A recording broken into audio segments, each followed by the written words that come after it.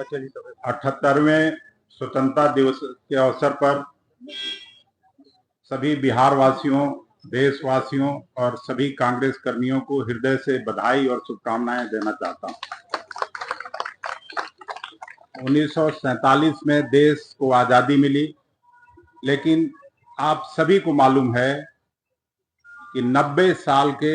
लगातार संघर्ष के बाद पहली लड़ाई 1857 में स्वतंत्रता आंदोलन की लड़ी गई थी। और आज जो लोग तिरंगा यात्रा निकाल रहे हैं, जो लोग तिरंगे की दुहाई दे रहे हैं, वो कहीं भी स्वतंत्रता आंदोलन के हिस्सा नहीं थे, क्योंकि जनसंघ पार्टी, भारतीय जनता पार्टी की स्थापना ही आजादी के बाद हुई थी। लेकिन नरेंद्र मोदी और उनका कुनबा जिस तरह से व्यवहार कर रहा है देशवासियों के सामने, उससे लगता है कि आजादी के आंदोलन में उन लोगों ने हिस्सा लिया। लेकिन मैं साफ तौर पर कहना चाहता हूं कि जब तक देश आजाद नहीं हुआ, ये लोग अंग्रेजों के पक्ष में खड़े थे, अंग्रेजों के साथ खड़े थे। लेकिन इस अवसर पर हम लोगों के लिए ये विशेष राष्ट्रीय पर्व है, क्योंकि हमारे लोगों ने, कांग्रेस कर्मियों ने बापू के नेतृत्व में, नेहरू जी के नेतृत्व में, सरदार वल्लभ भाई पटेल और सुभाष चंद्र बोस के नेतृत्व में ये लड़ाई लड़के देश को आजाद कराने का काम किया था।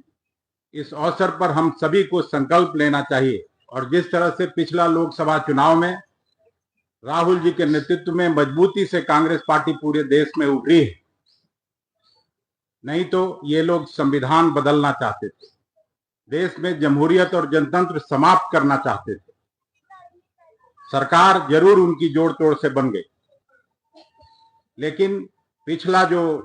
लोकसभा और राज्यसभा आहूत हुआ, जिस तरह से राहुल जी ने भाषण किया, जिस तरह से राहुल जी ने सभी जाति धर्म संप्रदाय के लोगों को आह्वान किया, उससे साफ है कि उनके नेतृत्व में कांग्रेस फिर से अपनी खोई हुई गरिमा और प्रतिष्ठा को वापस करेगी। इस अवसर पर बिहार के सभी कांग्रेस कर्मियों को, खास करके युवा जनता, NSY, सेवा दल और सभी साथियों को मैं हृदय से बधाई और शुभकामनाएं देना चाहता हूं कि लोकसभा में काम करने के बाद यहां हम लोगों ने यात्रा निकाली थी लॉ एंड ऑर्डर सिचुएशन पर, उसमें सभी लोगों ने सफलतापूर्वक काम किया, आगे बढ़ाया।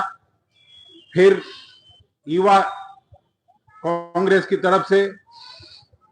असेंबली का घेराव का कार्यक्रम हुआ, 100 से ज्यादा साथियों पर केस मुकदमे किए गए। फिर भी हम पीछे हटने वाले नहीं हैं,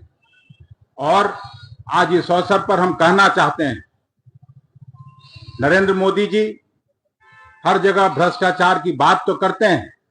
भ्रष्टाचार रोकने की बात करते हैं, लेकिन अपने उद्योगपति मित्रों को जिस तरह से बचाव के लिए, खास करके हिंडनबर्ग का जो रिपोर्ट आया है, उससे सेबी जैसी संस्था जो रेगुलेटरी बॉडी है इस देश की, माधवी बुच जो वहां की रेगुलेटरी बॉडी की चीफ हैं, उनका रोल भी सेबी का वो भी घेरे में आता है, उन पर भी प्रश्न चिन्ह खड़ा होता है। और राहुल जी जो कहा करते थे 2022-23 में, हर जगह जहां भी गए वो अपने भाषण में इस मुद्दे को उठाते थे कि ये सेल कंपनियों के माध्यम से अदानी ने 20,000 करोड़ रुपया जो देश की परिसंपत्तियों को खरीदने का काम किया, चाहे वो एयरपोर्ट हो, पोर्ट हो, रेलवे हो, सब जो पब्लिक सेक्टर में हम लोगों के बुजुर्गों ने, हम लोगों के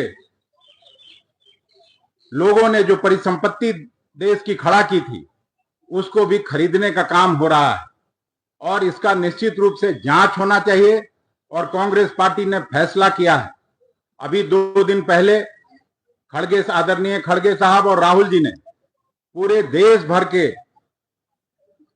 प्रदेश कांग्रेस कमेटी के अध्यक्षों को बुलाकर प्रभारियों की सभा में उन्होंने साफ तौर पर इशारा किया है कि हिंडनबर्ग की रिपोर्ट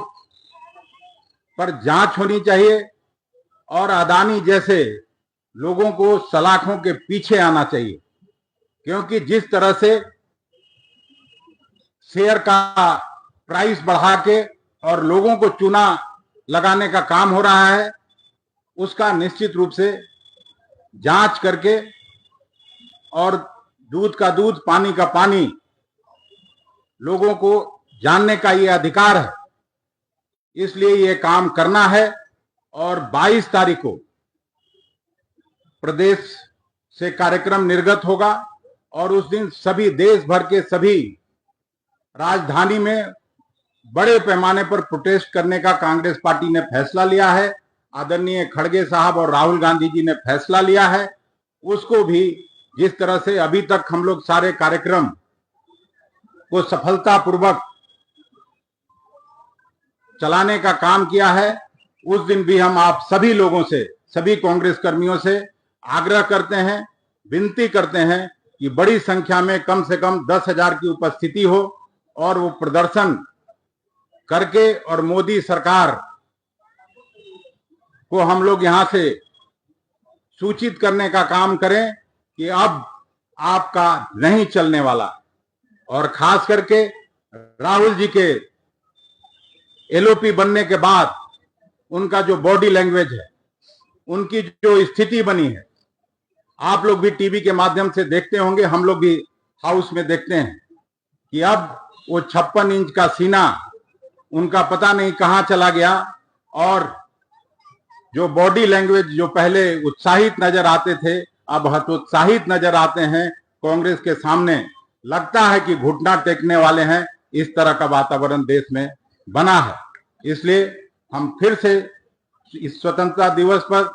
आप सभी कांग्रेस कर्मियों को न केवल बधाई और शुभकामनाएं देते हैं, बल्कि संकल्प लेने के लिए भी कहते हैं कि पूरी मजबूती से देश के जमहूरियत के लिए,